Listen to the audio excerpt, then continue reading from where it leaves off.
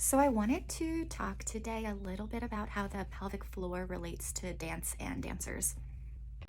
So in dance, without knowing the exact anatomy of what you're doing, we utilize our pelvic floor for so many things. You'll often hear pull up and out of your hips, pull up and out of your shoes, or cues like squeeze to get suspension on a jump. What your teachers or directors are often cueing there is engagement, squeezing and lifting of your pelvic floor, as well as your transverse abdominis. Quick review, I've talked about this in previous videos. Pelvic floor is a basket of muscles at the base of your abdomen, and your transverse abdominis is the deepest part of your core muscles. The muscle fibers run transverse, they run horizontally. Now for dancers, all of this you are doing and engaging and pulling up without needing to know the anatomical structure or motor mechanics of what you're doing. That said, it is very important to be aware of your transverse abdominis and pelvic floor health. Dancers and athletes in sports or arts that require fine motor control often have what is called high tone pelvic floor. Of course, that's not every single dancer, that's not every single athlete who does like some kind of fine motor movement. However, when you do see pelvic floor high tone, it tends to look like the inability to relax and release those muscle fibers at the base of your pelvis, at the base of your abdomen, as well as decreased ability to diaphragmatically breathe, to relax the transverse abdominis so the fibers can get some motility, move apart, and actually breathe into the belly. So why does that matter? Especially if a lot of the messaging around pelvic floor, around transverse abdominis is often to strengthen. However, a well-functioning pelvic floor and abdominal musculature shouldn't be too far in either direction in terms of constantly clenching and strong or constantly unengaged. And what is considered a healthy pelvic floor, a healthy abdominal wall musculature, should be able to engage when needed and relax when needed. It should be responsive to what your body needs. So if this musculature is chronically tight and stays in that high tone position and tension, it can lead to pelvic pain and discomfort. It can lead to low back pain, hip pain. It can even lead to pain with intimacy or even things like menstrual health. Like it can lead to increased cramps. It can lead to pain with tampon insertion.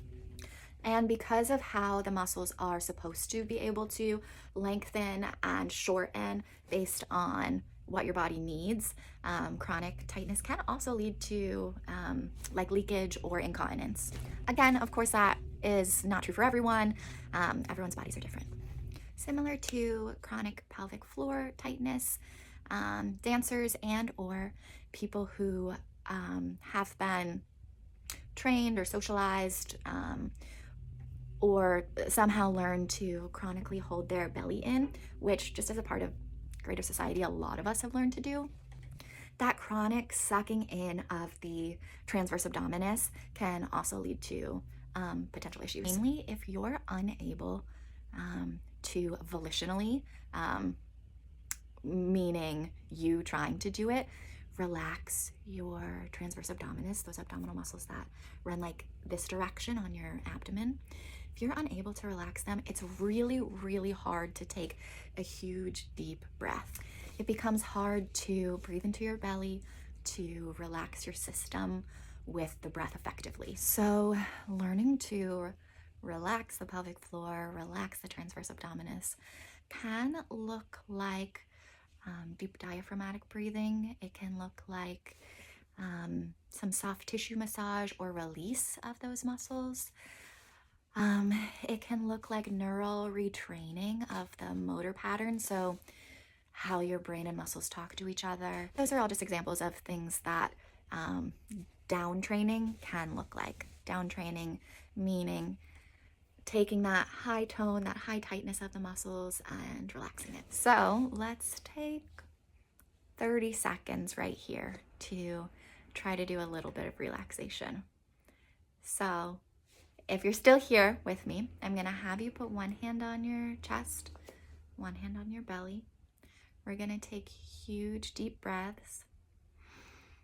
And as you breathe in, I want the hand on your belly to rise just as much or more than the hand on your chest. So take a huge breath in. Let yourself expand and fill. And breathe out. As you breathe out, try not to retension. Try not to re-grip. I want you to relax your eyebrows, relax your jaw, and we'll do one more. Deep breath in, feeling your hand that's resting on your belly. Let your belly expand. And exhale. Beautiful. You can find guided breathing exercises as well as the alternative strengthening exercises, as well as general bodily awareness activities on Flora Flow app, which is available on the App Store. Thank you so much for watching. Follow along, subscribe if you enjoyed, and I'll see you soon.